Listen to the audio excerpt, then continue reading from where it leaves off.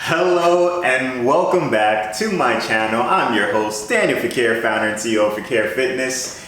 As I promised, I'm here today just going to show you guys some exercises that I'm going to be doing to help with my shoulder. For those of you guys who are just jumping on, or if you missed last vlog, I end up injuring my shoulder with a shoulder impingement. And it's not the way that you would suspect, right? Like for those of you guys who watch, it's not from, working out, which is what I've been asked. Oh, Daniel, was it working out? Did you do a certain workout wrong? No, it was so weird. It was me just playing with my child and holding him all day. That's what hurt my shoulder, and that's when you know you're getting old, folks. When simple things start to become a chore, they start to become more of a workout to do. So with that being said, I just wanted to show you the workouts that I'm doing to help strengthen that area. These are simple movements that I'm doing just to kind of help with not only just the shoulder impingement, but the tendons and muscle around to kind of strengthen those areas. Now, this is just specifically for me and what I'm doing for my process for recovery.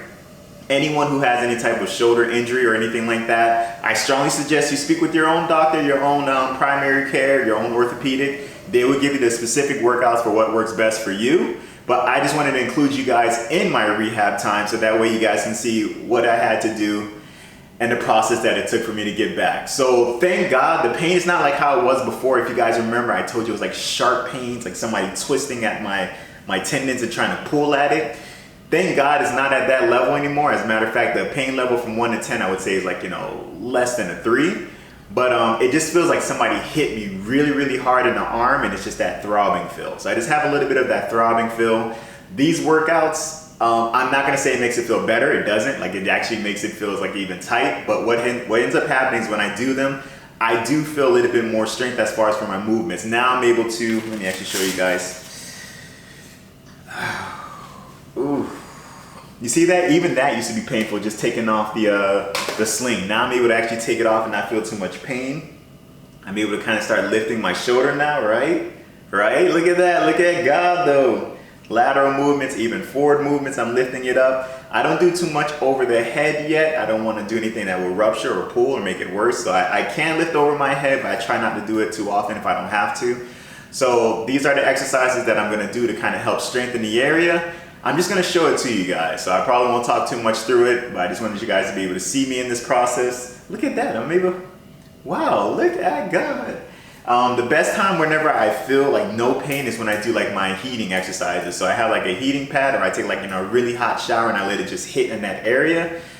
Oh, that's like heaven for me. So I try to do it no more than like 10-15 minutes, and then I'll try to do it if I can like once or twice a day. That's when I feel like the most, I guess the least amount of pain. As you guys know, I can't take any ibuprofen because of my kidney with lupus. So I have to only take Tylenol, which is a good temporary relief, but it's not something that really helps with as far as the lowering down of the swelling, right? So this is some of the exercises that I'm just gonna go ahead and show you now. What I'm using, this is just a resistance band. This one is 10 to 15, I believe. I got this on Amazon. You can find a lot of these resistance bands on Amazon where you can just go ahead and purchase it, or even maybe Dick's Sporting Goods, places like that wherever there's like sports equipment. So I'm using this to kind of help with those movements today, and I'll just show them to you. First one I'm starting off with, this is also known as bent over row. So I'm just placing that resistance band right under my foot, holding it, slightly bending forward, as you guys can see. So I'm just slightly bending forward in this position here, holding that resistance band with the left hand. In this position, all I'm trying to do is just kind of bring that shoulder back, bringing my hand almost like my lower chest, my rib cage, and going back down. Now, I'm not pulling too much with the resistance band as of yet. If you want to get more out of the resistance band, you kind of pull it under your feet, and then that's where you can kind of range it and see what works best for you. I'm still not doing too much as of yet, so I'm just doing that small movement here. Kind of pulling it, holding it for 1 to 2 seconds, lowering it down. I'm doing this for 10 reps, just one set at the time. All right, once done with that one, I'm still keeping the resistance band right under my foot. Now this is gonna be a reverse fly. So I'm still slightly bent, keeping my back straight, chest out. What I'm working on is bringing my hand out laterally. Now, for most cases when you're doing reverse fly, you wanna bring it about shoulder height. I'm not even getting there, man. I'm probably getting about elbow level. I'm loosening it up more so that way I have a little bit more leeway with the pull. I'm not really trying to work on stressing it too much. I just want to kind of get the motion and the movement. Once I start feeling more comfortable and confident, that's when I start to kind of pull and give myself more resistance. So we're going for 10 reps as well.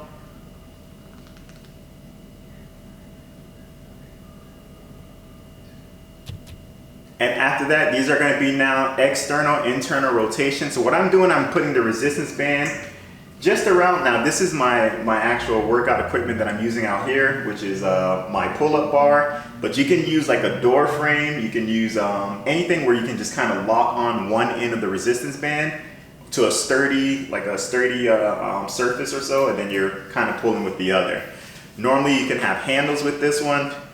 My handles, they're their own thing, so I don't really use their handles. I'm just holding it with my hand here. Now I'm bringing my arm, as you can see, into a 90-degree angle when I'm holding it. As I'm holding it, all I'm trying to do an external is I'm bringing that hand out, keeping my elbow close to my rib cage, bringing that hand out just as far as my shoulder allows me to, holding it for like 1 second and closing it back in. So I'm using with my other hand, I'm kind of propping it on my hip just so I can hold myself in place, keeping my feet about shoulder width apart, head neutral, chin just about tucked in, chest out.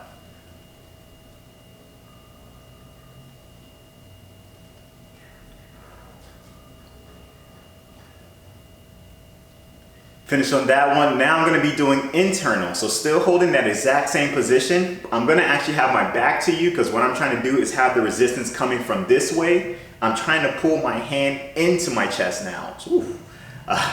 Not that fast, taking my time. So just trying to pull my hand into my chest, holding that again for about 1 to 2 seconds, and then opening it back out. Still keeping that arm in a 90-degree angle. So I'm going to have my back to you guys just as I do this exercise.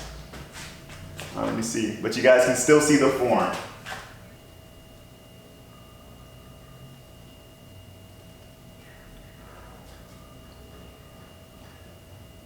Sorry for putting my back to you. Now this next one, what I'm doing is I'm double crossing on the resistance band. Actually, no, I'm not there yet. I'm just gonna do it single. So I'm placing my hands about shoulder width apart, holding it again at a 90-degree angle. This is called double hitchhikers. You're placing your thumbs out as if you're getting a hitchhiking or getting a ride. In this position here, you're opening your hands out laterally against the resistance band, just opening at unilateral, so you're doing it together and then closing it back in. Now, depending where you hold, if you hold your hands closer, this is where you get the most resistance. The further away, that's where you get the least. So I'm still kind of holding it again, a little wider than shoulder width and just opening it out, all right?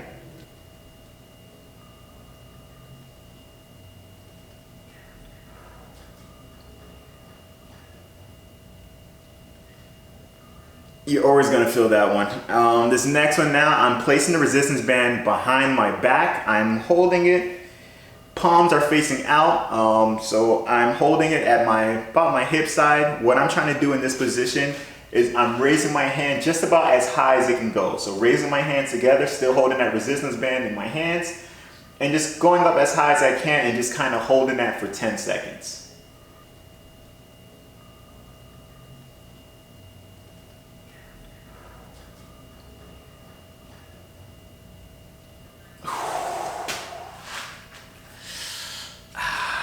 I'm not gonna lie, around this time, this is where it really starts to it doesn't burn, thank God, and you do wanna make sure when you're doing these exercises that it's not burning. Well, get the approval from your doctor first, but make sure that it's not burning or anything like that, but you do wanna feel like you're getting a good movement, like you wanna feel you're getting a good stretch, like you're getting a good exercise through it. Now this next one, I'm bringing the resistance band, this is over the head. I'm holding it again, now palms facing in. I'm holding it about shoulder width apart. I'm trying to bring it over my head and towards my back. So in this movement here, and holding this for about 10 seconds.